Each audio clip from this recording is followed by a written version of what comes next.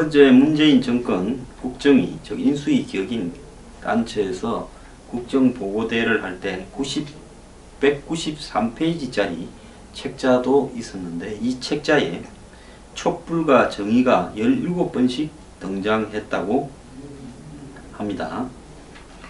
발표자 전원이 노타이를 하고 그 다음에 이어폰을 끼고 청바지를 입고 한 어제 이 행사도 때가 되면 머지않아서 물러나겠다라는 타겟미니 작품이라고 하는데요. 자, 여기서 수사 기소권 분리 공약이 빠졌답니다.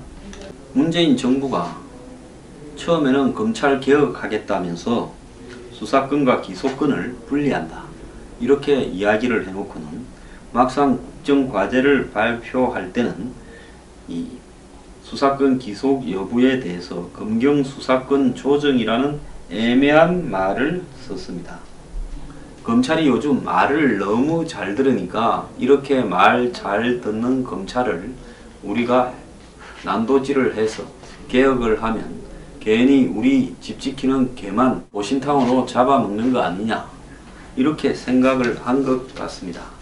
그런데 하나 희한한 게요, 이 국정과제 100대 과제 중에 1번이 적폐청산입니다.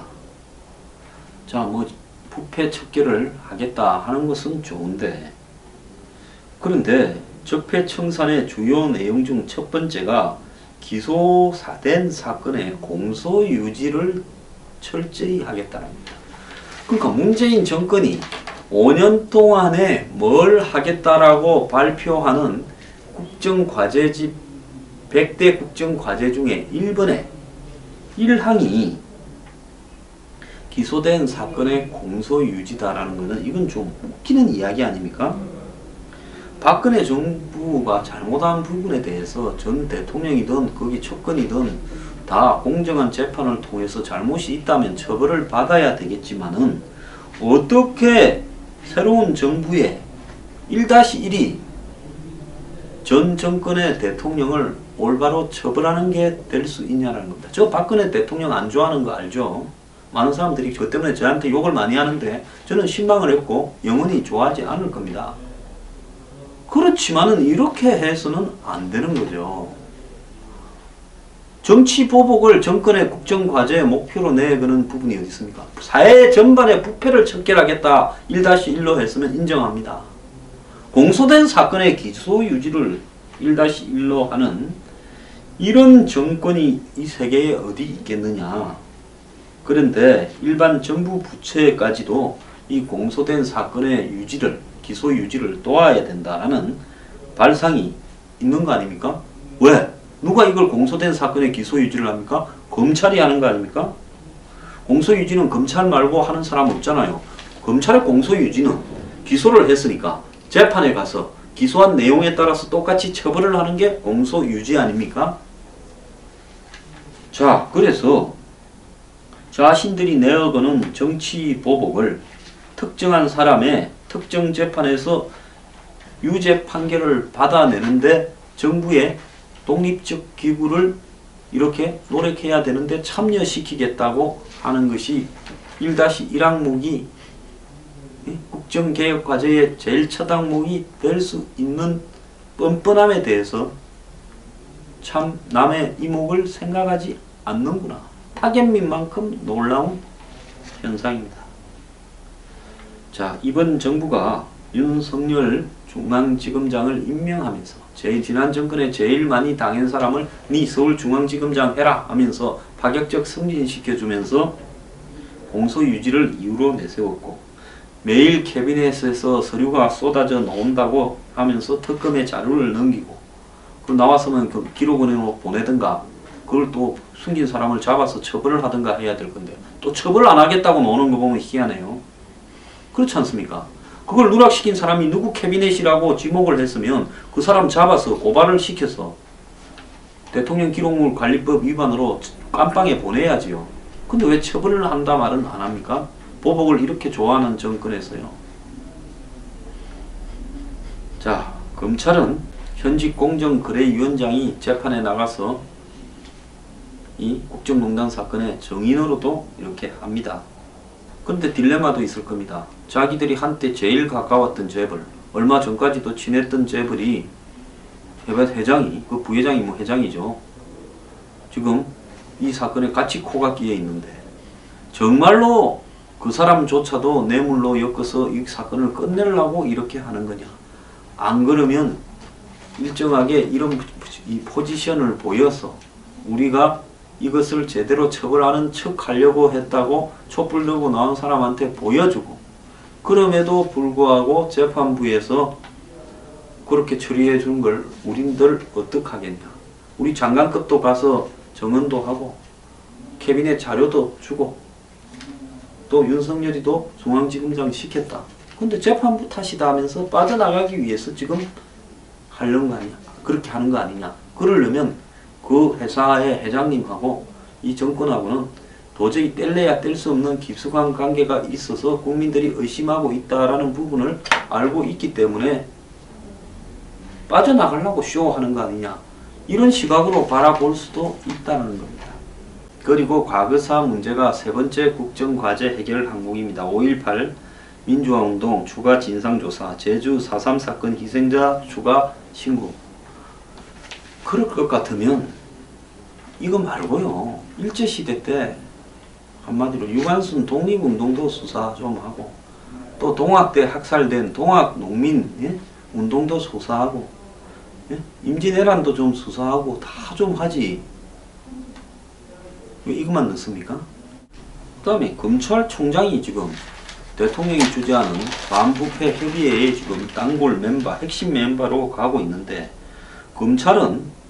검찰총장은 법무부 장관 밑에 있어도 사실은 독립적인 기구로 운영이 되면서 정권의 통제를 받지 않아야 됩니다. 우리가 우병우를 그렇게 비판했던 이유도, 저는 우병우 비판을 많이 했습니다. 그러다 방송에서 잘렸지만은요.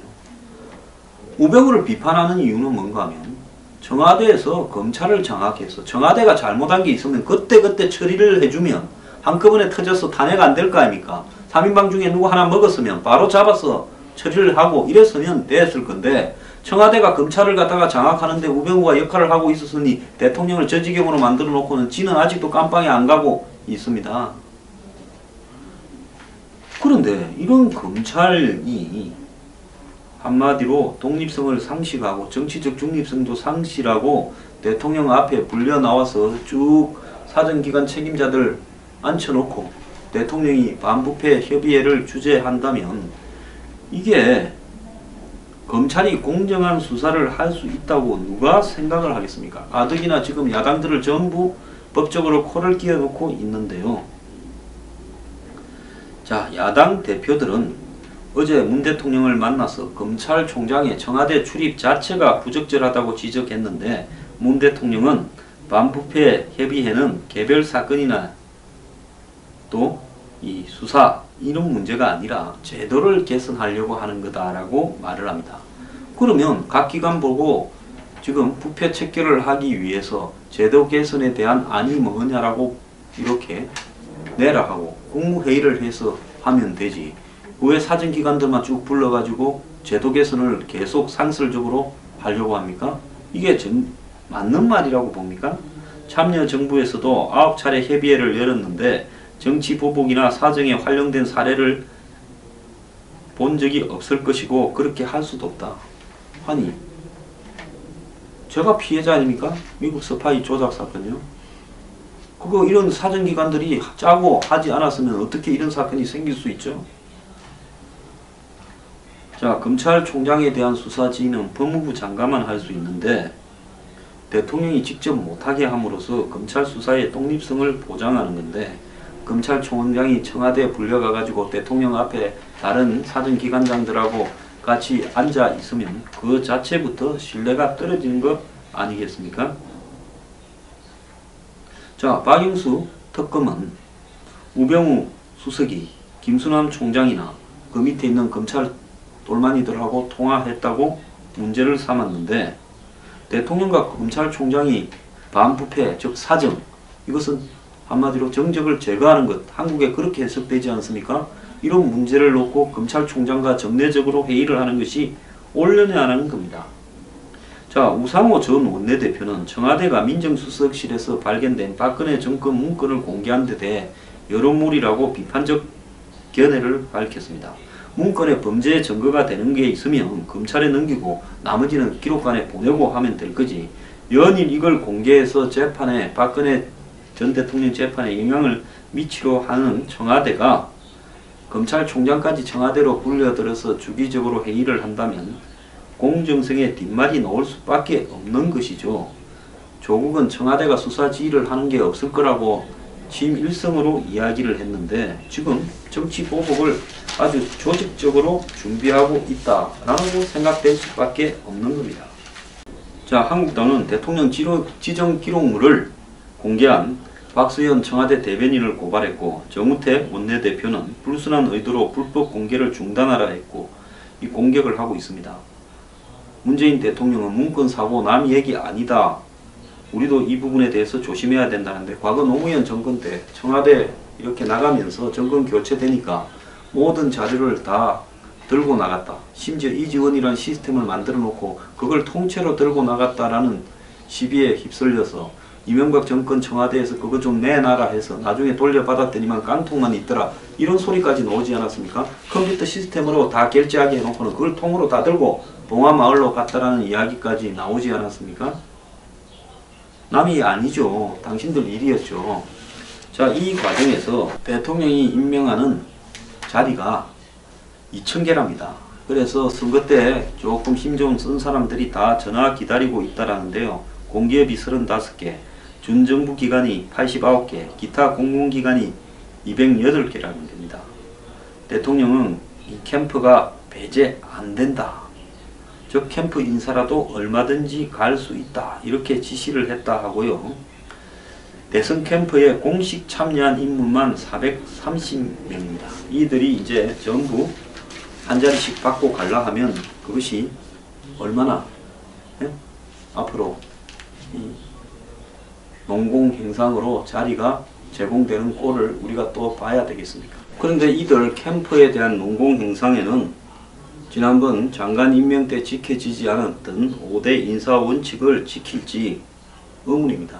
어제 이 원칙이 지켜지지 못했다고 야당 대표들한테 대통령이 유감이다 이랬다는데요.